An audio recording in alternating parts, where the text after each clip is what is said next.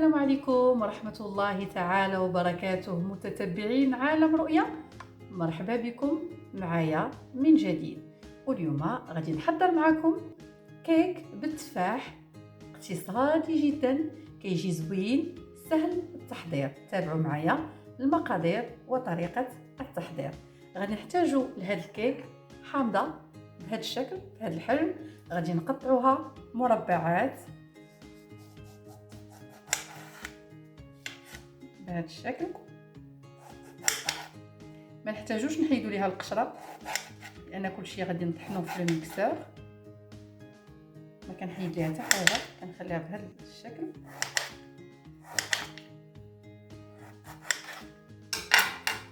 كنلوحو الكل في الخلاط الكهربائي بهذا الشكل.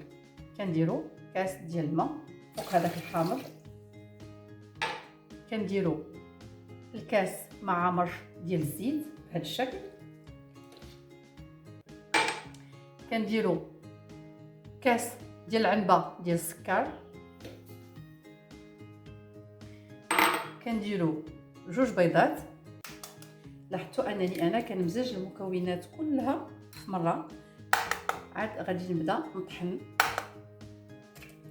هذا الخليط. غنديرو شويه ديال المليحه، وغنديرو واحد المعلقه ديال الخل حتى هي في الخلاط، وغادي نطحنو الكل. بعد ما طحنا الخليط ديالنا غادي نكبوه. شوف كيفاش كيجي بهذا الشكل. انا غنوريكم القوام ديالها الاخر. الا كان البيض صغير ممكن ما تهش لكم هاد 200 غرام كلها على حساب البيض.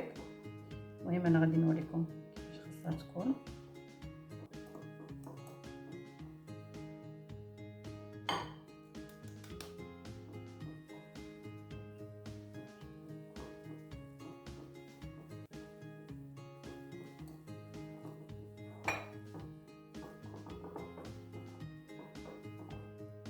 ندير داكشي اللي بقى وغندير عليه 2 باكيات ديال الخميره، يعني 16 غرام ديال الخميره ديال الحلوى بهذا الشكل.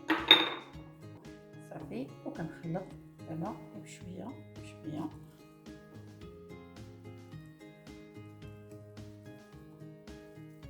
ريحه الحامض كتكون زوينه في هذا الكيك، كتجي زوينه ولذيذه بزاف وسهله بزاف في التحضير واقتصاديه وما كتطلبش لينا بزاف ديال المقادير. انا هاد لو كيك عندي معتمد في الدار، كيعجبهم بزاف العائله ديالي الصغيره.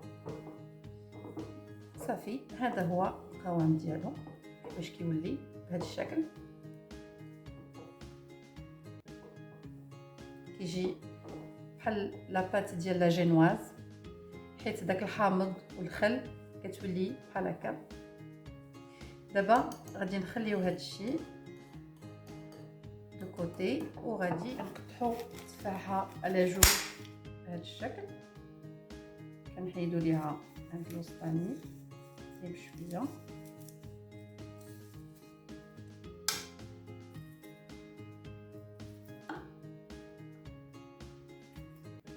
وغادي نقطعوها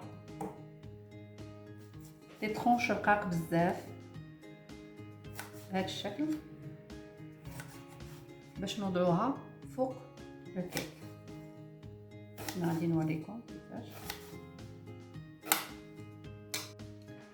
هذا هو التفاح ديالنا، قطعته بهذا الشكل. خاصو يتقطع رقيق باش ما يهبطش لينا باش ما يهبطش في لتحت ديال لا.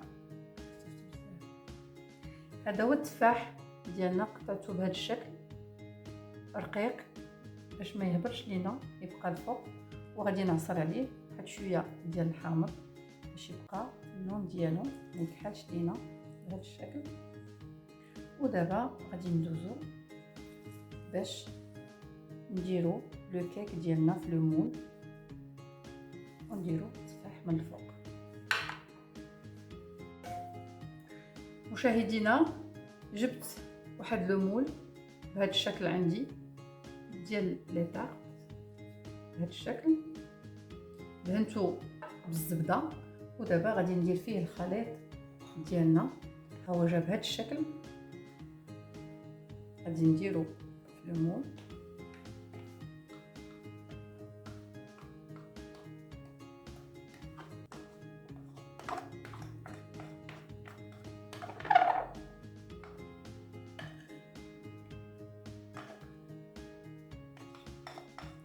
الريحه ديال الحامض زوينه كنشموها هاد لو كيك، حتى المذاق ديالو كيجي رائع بهذاك لو غو ديال الحامض. صافي دابا غادي نبداو نستفو التفاح ديالنا بالشكل اللي بغينا، دائري ولا طويل ولا اللي كنحاولوا نديرو تفاحه على الاخرى، ما نخليوش الفجوه ديال لاباط بهذا الشكل حتى كنكملوا كلشي. مشاهدينا الكيك ديالنا جا بهذا الشكل، دابا غادي ندخلوه للفران على درجه حراره 180 درجه. مشاهدينا لو كيك خرجته باقي هو طاب، ولكن باقي ما تحمرش من الفوق، باقي خاصو شويه. غادي ناخذ واحد المعلقه، خديت معلقه ديال الزبده ذوبتها بهذا الشكل، غادي ندير عليها واحد المعلقه صغيره ديال الفاني، غادي نضرب هادشي بحال هكا الخليط.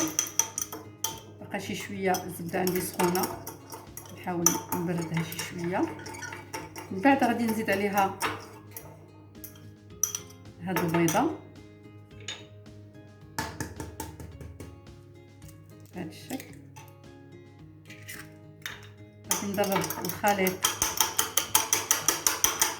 كامل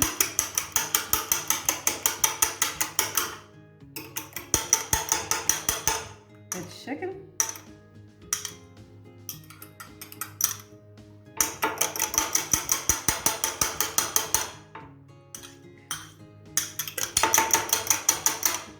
وغادي نخويه فوق لو كيك ديالنا بحال اون صوص. ها هو غنخويها بهذا الشكل فوق لو كيك، وغادي نرجعوها طيب من الفوق. ملي كنبغيو نخرجوا هذا لو كيك يعني خصنا نخشيو الموس ويخرج لينا ناشف، يعني كيبقى غير الطياب دابا ديال الفوق ديال التحمار فقط بهذا الشكل. وغادي نرجعوها للفران باش طيب. مشاهدينا هذا هو لو كيك ديالنا بعد ما خرجناه من الفران. كنجيبو واحد المعلقه ديال الكونفيتور وكنديروه هكا، كنحاولوا ندهنوه من الفوق.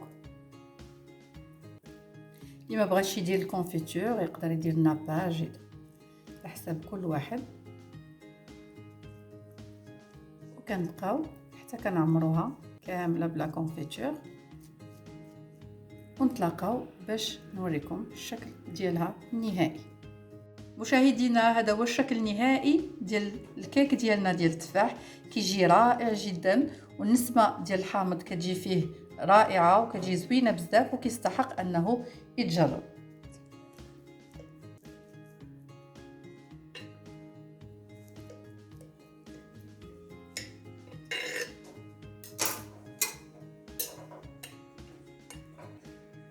هذا هو الشكل ديالو.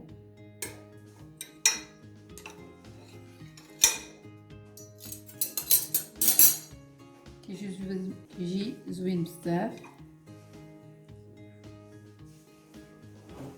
المذاق ديال الحامض كيجي فيه زوين بزاف. مشاهدينا الى عجبكم الفيديو ما تنسوناش من لي لايك، تابوناو معنا باش يوصلكم الجديد دائما، والى فيديو قادم ان شاء الله.